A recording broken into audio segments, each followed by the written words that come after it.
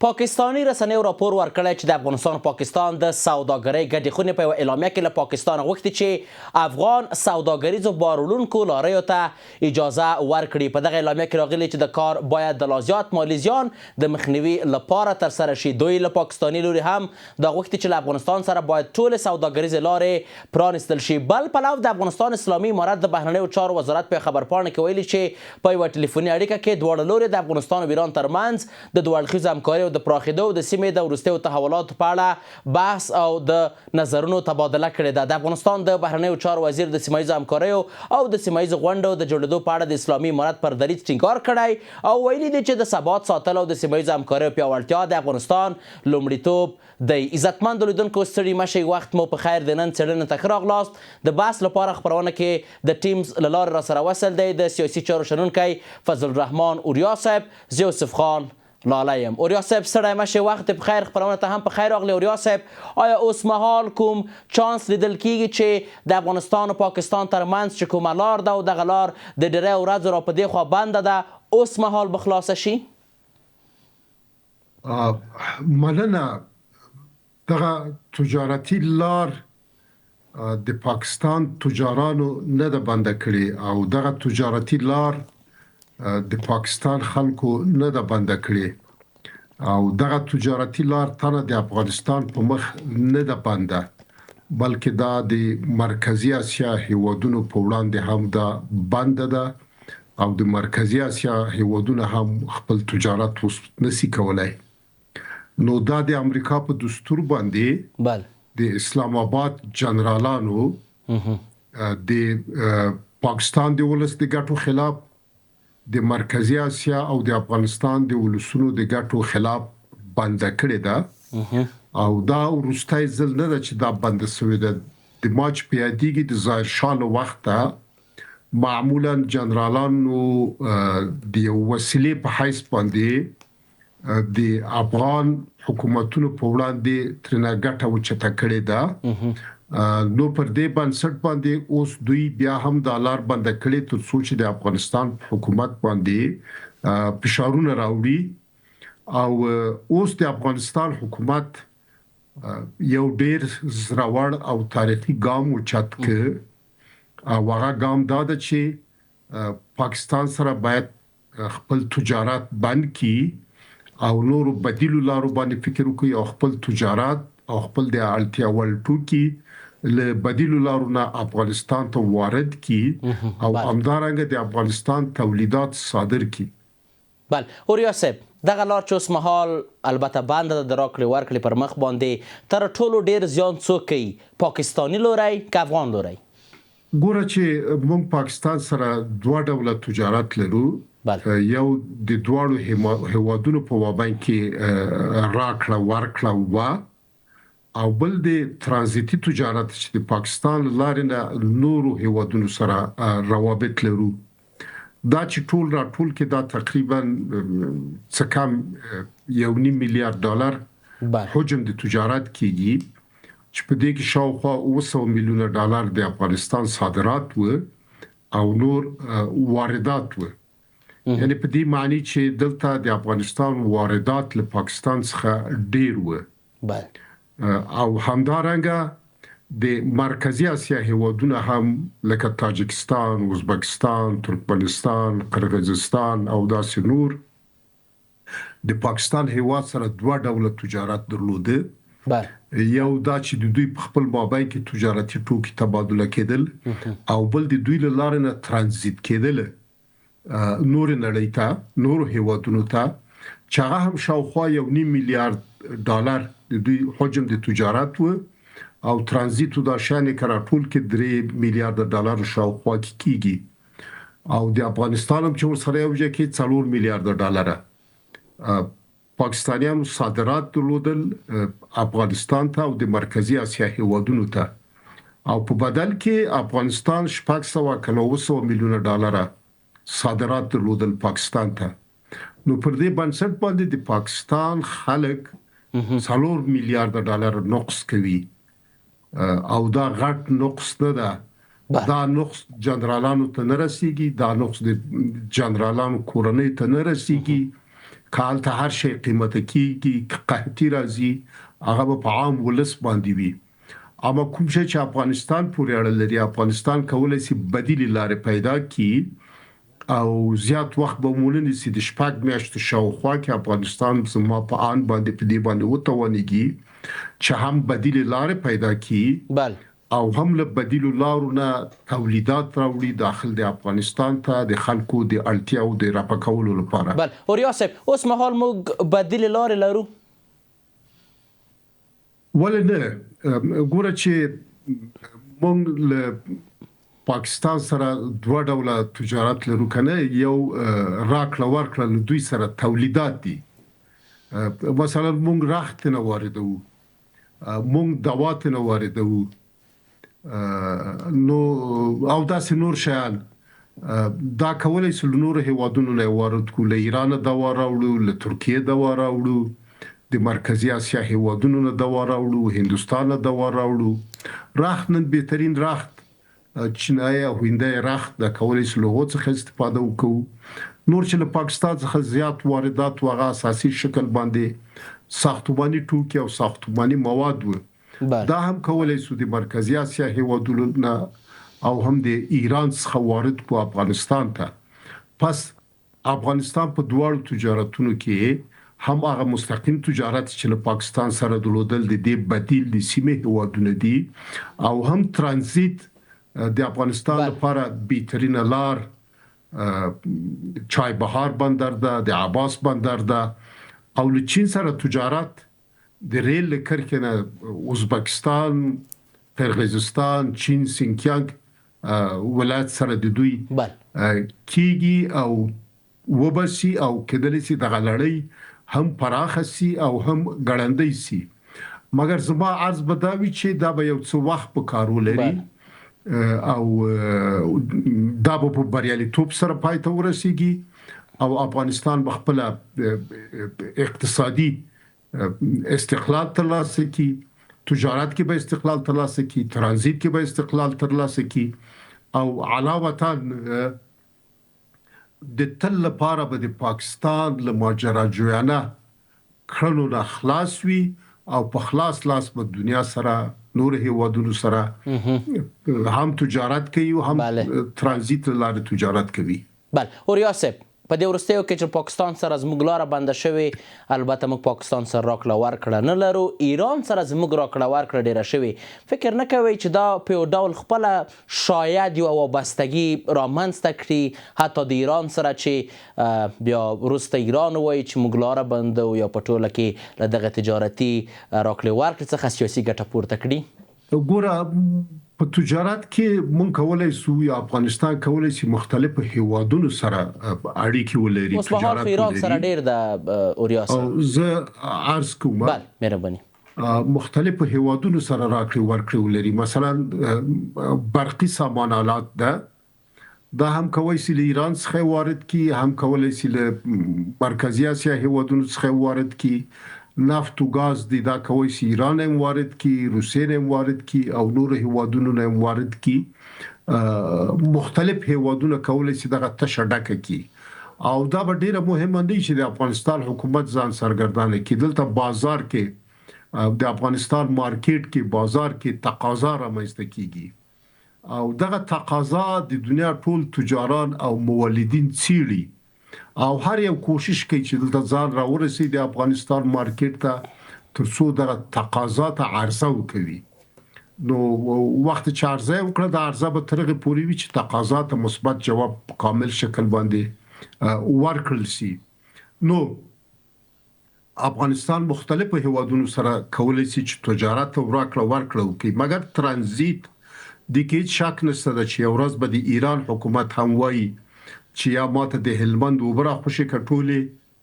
او یا د سالما د بند ټولې وبره خوشي کچ مشهته وبره سي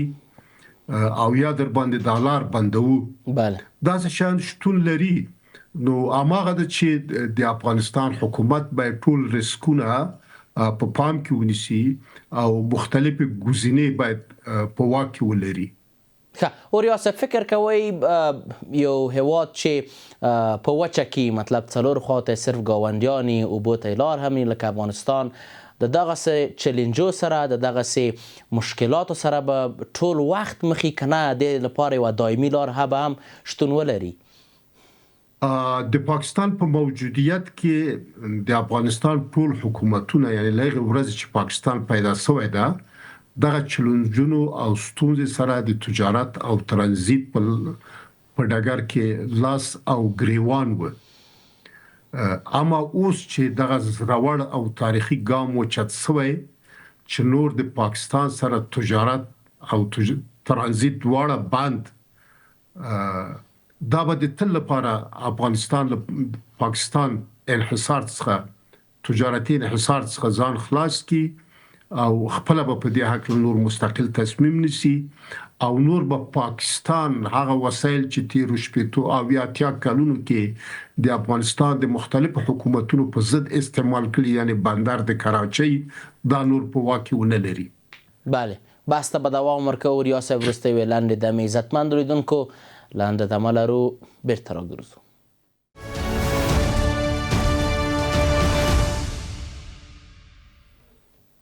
د بحث دوام ته ښه راغلاست. ریاست صاحب اوس به راشو د پاکستان و افغانستان ترمنځ د کشالې ته د ستونزې ته. اول خو چې دا ولې نه حل کیږي، بیا د دې څخه وروسته ایران هم نیت ښودلی تر څو د منځګړي په توګه د افغانستان و پاکستان ترمنځ یو رول ولوبوي. فکر کوئ په ایران باندې اعتبار کېدلی شي؟ لومړی دا ده چې افغانستان له پاکستان سره کومه کشاله نه لري او نه د پاکستان ولس سره د پاکستان سیاسي او مدني فعالانو سره ستونزه لري. بلکې دا پنجابي جنرالان دي چې له افغانستان سره د امریکا په دستور باندې ستونزه لري او دوی د دې لپاره چې د افغانستان د حکومت په وړاندې په مختلفو ډګرونو کې ودرېږي مختلفې بهانې لټوي او مختلفې بهانې استعمالوي چې د دوی یو بهانه ټي ټي پی ده. نو دا چې دوی د امریکا اجنډا لزان سره لري او دوی له امریکا نه پروژه غشته ده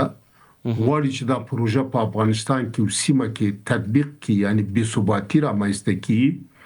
نو دوته افغانان هم اجازه نه ورکوي او د سیمه هیوادونه هم اجازه نه ورکوي.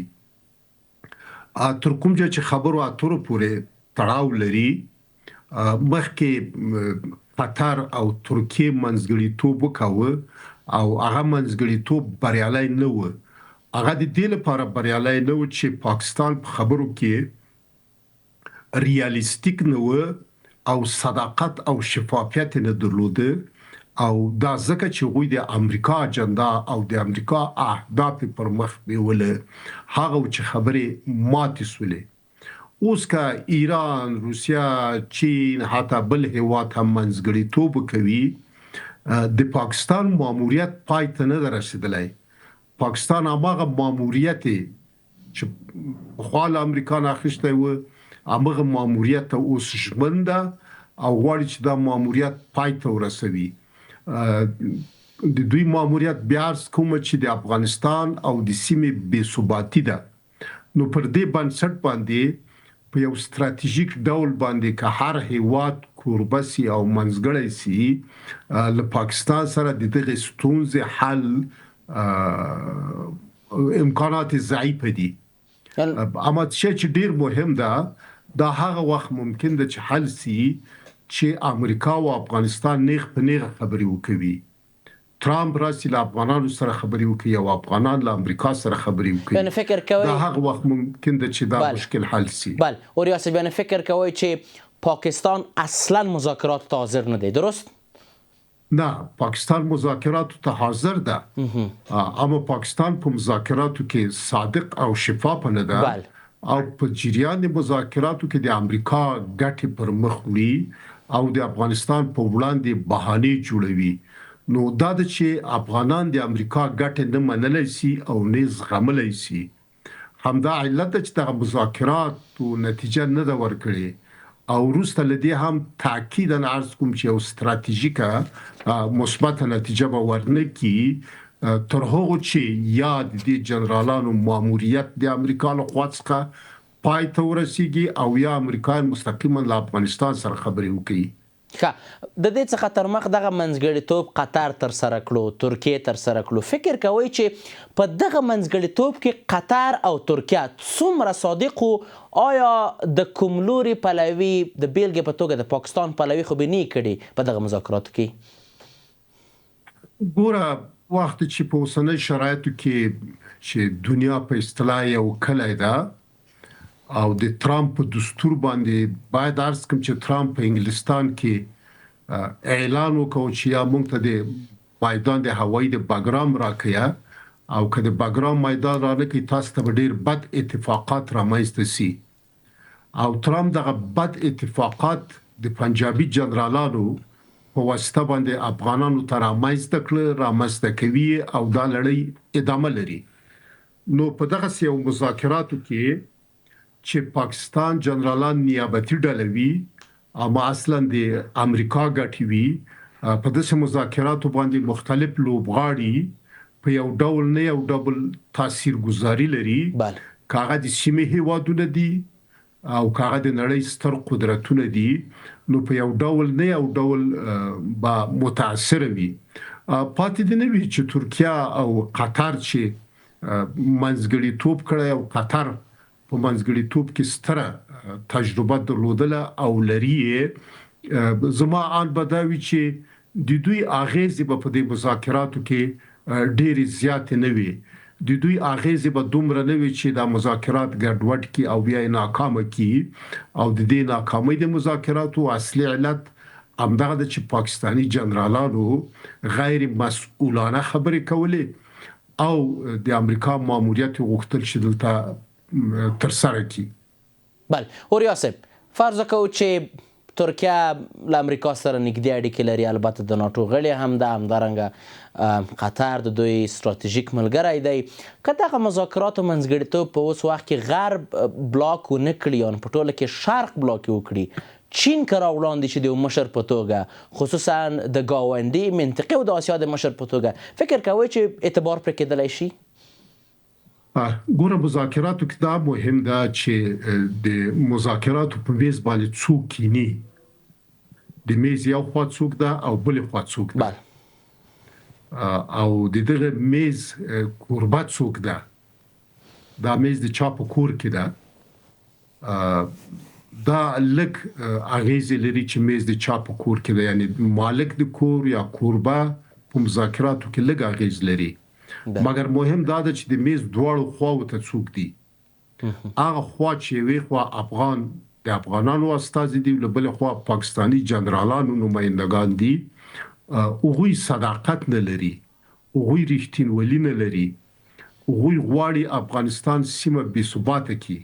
هغوی غواړي له داعش څخه ملاتړ وکړي، هغوی غواړي د داعش په واسطه باندې په سیمه او افغانستان کې ویني وبهوي. نو پر همدې بنسټ ده چې دغه کسانو سره خبرې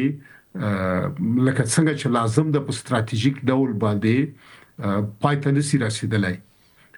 اما اوس که هر څوک کوربتوب وي، که هغه چین وي، که هغه عربستان وي یا ایران وي یا روسیه وي، د پاکستانی جنرالانو ماموریت کې تغییر نه راغلی. وګورئ کله هر چا کور ته ځي خو د یو میز شاته کینی او ماغه اجنډا مخکې وړي چې قطر کې مخکې بیوله، ترکیه کې مخکې بیوله، دا ځل به ایران او روسیه کې مخکې بوزي. نو پاکستانی جنرالانو سره خبرې کول ستونزمن دي او ستراتیژیک حل د خبرو اترو پر بنسټ باندې شتون نه لري. زما ثانیاً عرض هم امداده چې امریکا اشتباه وکړه چې د پاکستانی جنرالانو په واسطه غواړي چې افغانستان او سیمه کې خپل ګټ خوندي کړي. دا په عمل کې ممکن نه ده، ځکه دا حکومت د جنرالانو پاکستان کې ډیر ضعیف او ناتوان ده. دوی د خپل مملکت یعنی د پاکستان امنیت نشي ساتلای، د پاکستان د ولس مسؤلیت نشي تامینولای. د پاکستان ولس دا اوس 10% د فقر تر کرښې لاندې ژوند کوي او الته بې ثباتی ده، حتی سیاسي ثبات شتون نه لري. همدغه جنرالانو د عمران خان د موقت د مشروع حکومت په وړاندې کودتا وکړه، هغه لري کو تر اوسه پورې په زندان کې ده. او څو ورځې مخکې همدغه جنرالانو د پاکستان د اساسي قانون پر ضد کودتا وکړه او ځانونه د ځنګل پاچایان اعلان کړل. نو دغه سي خلک چې ضعیف دي، ناتوان دي، خپل هیواد او ولس ملاتړ لزان سره نه لري، په سیمه کې تجرید دي، له ټولو همسایګانو سره د جنگ حالت کې دي، دوی د امریکا ماموریت سرته نشي رسولای. دوی هغه وظایف او دندې چې ترامپ ورکړي دي هغه سرته نشي رسولای. دوی ناکام کیږي او لکه څنګه چې تر اوسه پورې دوی د افغان ولس په وړاندې په نظامی ډګر کې بشپړه ماته خوړلې، په ډیپلوماټیک ډګر کې بشپړه ماته خوړلې، د خبرو اترو د میز په سر بشپړه ماته خوړلې ده. نو دوی غیر دي چې ماتي وخوري او فرار وکړي، وتښتي، بل لار نه لري. نو یو ورځ به ترامپ پښیمانه وي او دا د ترامپ اشتباه ده او د خپل اشتباه کفاره باید ورکړي چې ولې په دغه سي تاریخ تیرو جنرالانو باندې، ولې په دغه سي جنرالانو باندې چې هغه په هوا کې دي هیڅ نو ځواک ولسی ځواک لزان سره نه لري، سرمایه گذاري وکړه. نو همدا علت ده چې د پاکستانی جنرالانو او ترامپ یارانه موقتی ده، تکتیکی ده. ډیر زر به دا یارانه پای ته ورسیږي او د دوی مخونه به هم د افغان ولس په وړاندې او هم د نړۍ په وړاندې تور وي.